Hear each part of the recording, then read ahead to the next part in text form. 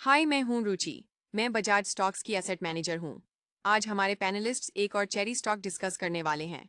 हम आपको बताएंगे इस स्टॉक की ग्रोथ रेट पिछले 1 साल, 3 साल और 5 साल के नंबर्स के साथ। प्लस हम डिजाइन करेंगे 3 popular investment strategies, long term के लिए, शॉर्ट टर्म के लिए और ट्रेडर्स के लिए।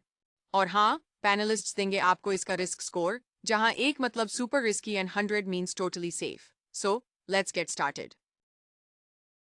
नमस्कार। वो जो पैंगोंग झील पर चीन ने नया पुल बनाया है, उस खबर से सीमा पर माहौल फिर से थोड़ा गर्म हो गया है। हाँ बिल्कुल। और ऐसी खबरों का सीधा असर पड़ता है हमारे डिफेंस सेक्टर पर, सही। और खासतौर पर हिंदुस्तान एरोनॉटिक्स लिमिटेड यानी कि हेल। उस पर तो सबका ध्यान जाता ही है। जाता ही है। और देखिए, ये सिर्फ ध्यान जाने की बात नहीं है। जैसे ही बॉर्डर पर कोई टेंशन बढ़ती है ना, तो हेल जैसी कंपनियों के लिए इसका सीधा मतलब होता है बिजनेस। मतलब कैसे? मतलब लड़ाकू विमान, हेलीकॉप्टर या फिर ड्रोन्स, इनकी मांग बढ़ जाती है, ऑर्डर बुक पर असर पड़ता है। अच्छा, तो आज हमारे पास एक एनालिसिस के कुछ हिस्से हैं जिसका टाइटल है हेल, भारत का रक्षा रत्न। हाँ, तो इसी के आधार पर हम थोड़ा समझने की कोशिश करते हैं कि भाई इस माहौल में हेल का क्या चल रहा है, परफॉर्मेंस कैसी है, रिस्क क्या है, आगे क्या दिख रहा है। बिल्कुल। कहाँ से शुरू करें? फाइनेंशियल आंकड़ों से? हाँ, वो ठीक रहेगा। आंकड़े क्या कहते हैं? तो ये एनालिसिस बताता है कि पिछले 1 साल में HAL की जो कमाई है, मतलब रेवेन्यू, उसमें औसतन करीब 13% की सालाना बढ़ोतरी हुई है। CAGR जिसे कहते हैं। 13% सालाना रेवेन्यू ग्रोथ, ठीक है। लेकिन प्रॉफिट का क्या? कमाई के साथ मुनाफा भी तो बढ़ना चाहिए। बिल्कुल, और यही बात थोड़ी और इंटरेस्टिंग हो जाती है। पिछले 3 सालों में प्रॉफिट की जो औसत सालाना ग्रोथ है वो करीब 30% रही है। ओह, 30%। ये तो रेवेन्यू ग्रोथ से काफी ज्यादा है। हाँ, और अगर 5 साल का आंकड़ा देखें तो वो भी करीब 24 से 27% के बीच है। तो ये दिखाता है कि शायद कंपनी की एफिशिएंसी बढ़ी है या मार्जिन बेहतर हुए हैं। अच्छा, मतलब सिर्फ सामान ज्यादा नहीं बेच रहे, बल्कि ज्यादा मुनाफे पर बेच रहे हैं। लेकिन क्या सब कुछ बढ़िया ही रहा है? एनालिसिस में किसी चैलेंज, किसी दिक्कत का जिक्र है? हाँ, एक बात है, वो जो तेजस लड़ाकू विमान का प्रोग्राम है ना, हाँ। उसमें कुछ देरी हुई थी बीच में। उसकी वजह से हाल फिलहाल में मुनाफे पर थोड़ा असर पड़ा था, मतलब एक टेम्परेरी सी गिरावट थी। तो इसे एक बड़ी दिक्कत ना मानकर एक ऑपरेशनल इशू की तरह देखा जा रहा है। हाँ, कह सकते हैं।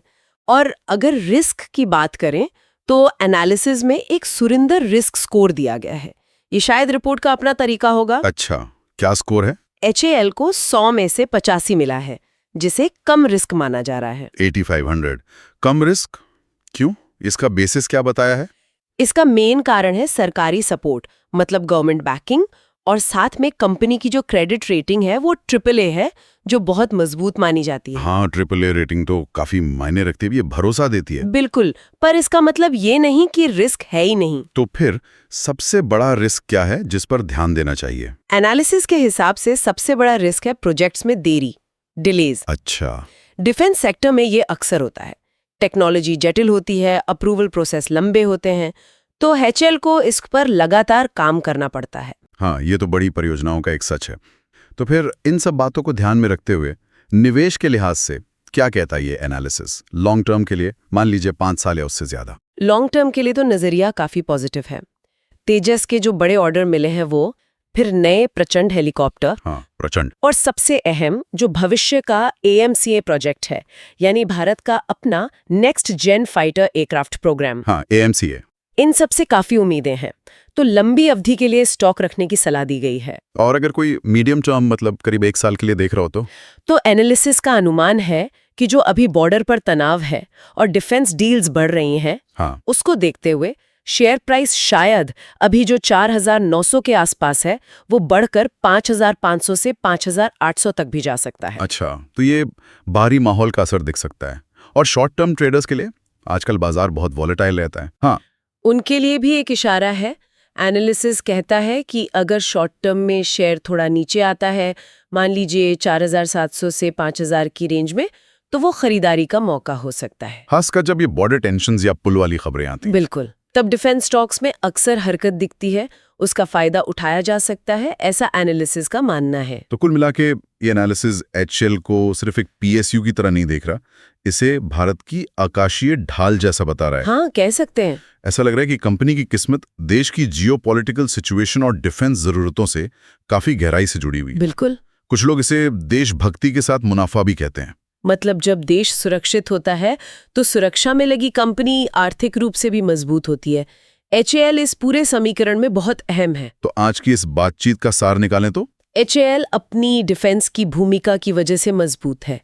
तेजस जैसी कुछ रुकावटें आईं, पर ओवरऑल फाइनेंशियल हेल्थ ठीक है। हाँ, ठोस है। और भविष्य की जो बड़ी परियोजना है जैसे एएमसीए, वो लॉन्ग टर्म के लिए उम्मीद जगाती हैं। बिल्कुल सही। और ये हमें एक और सवाल पे लाता है कि क्या हमें भारत के पूरे डिफेंस सेक्टर को समझने के लिए दूसरी जो बड़ी सरकारी कंपनियां हैं, जैसे भारत इलेक्ट्रॉनिक्स लिमिटेड है, बीडीएल है या मझगांव डॉक है, हाँ, वो भी तो हैं, उनका भी इसी तरह का विश्लेषण करना चाहिए? ये आगे सोचने वाली बात हो सकती है।